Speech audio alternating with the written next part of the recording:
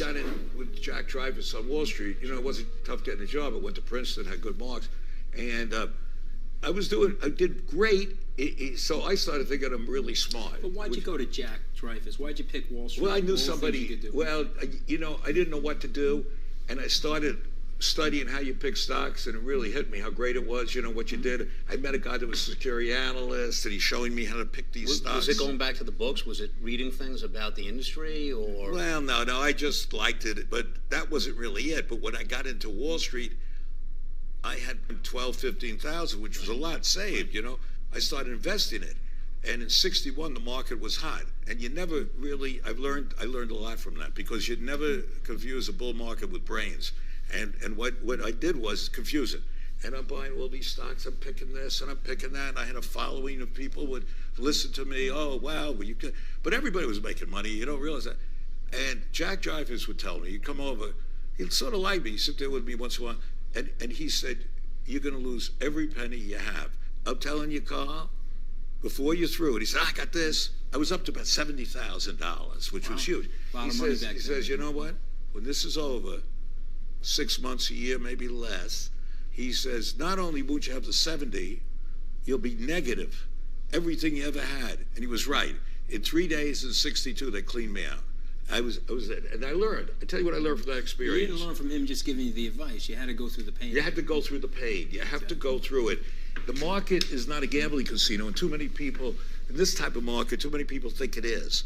And especially now with low interest rates. So it's really a dangerous place today. It pays to be ethical. I found over my life, I had a code that I lived by. You can laugh, but I had my own code. And I had a following then What's too. The code? Tell us the code. Well, the code is, one part of the code, I mean, there's a few things, but one part of the code to me, and I had it inculcated for some reason, that if somebody gives you money to manage, you owe them your fealty, meaning you owe them loyalty, and that's how we built the option business.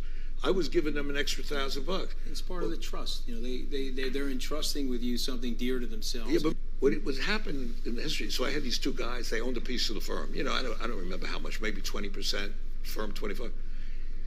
And the reason they left me was they had the following in the options. We had all this. And it was maybe 72, you guys, you were too young. But anyway, in '72, the market was hot. You know, right. The same as it is today. New issues going crazy. Nifty 50. The Nifty 50, yeah. Crazy multiples. The Nifty 50 back in the 70s, right? In the 70s. Yep. And these little companies were going out. There were firms that F.L. Solomon were very friendly with. I mean, there were a bunch of these firms making a fortune. My two guys were making great money. I mean, frankly, they would have made it if I weren't there. But they were doing much better than they ever thought they would do. You know, they were living in Queens. They moved out to a nice place in New Jersey, wherever the hell they moved. But the thing is, especially one of them, was pushing like hell to do underwritings. Because we could do it underwriting. You know, this little dinky company, get into the underwriting group, and we had this big following, and we would buy a lot and make all the underwriting fees, which were huge. Sure. And these guys would have really benefited. I said, I'm not doing it. Because I'd look at the companies. So when you look at the companies, you said, how the hell can you sell somebody a company that makes plumbing fixtures and give them 40 times earnings for it? Oh, well, you got to understand, they got a new fixture. I said, let's look at the new fixture. Right. Let me talk to some guy that understands that. You talk to a guy that understood. I'm just giving you an example. Let me understand the new fixture. The guy laughing at you. This is ridiculous. Oh, but they say it's great. They say, forget it. So well, one of them said, well, I'm leaving the firm then. I said, God bless you, leave the firm. I got the stock back from the guy. Yeah. And I didn't do it for that reason. And then the other guy left eventually, so I own the whole firm. You know, I've always found after that, I know it sounds cynical, but you have a choice if you're going into a business. You can have partners or you can have money. So somebody can give you money and take a little piece, other partner is going to work for you.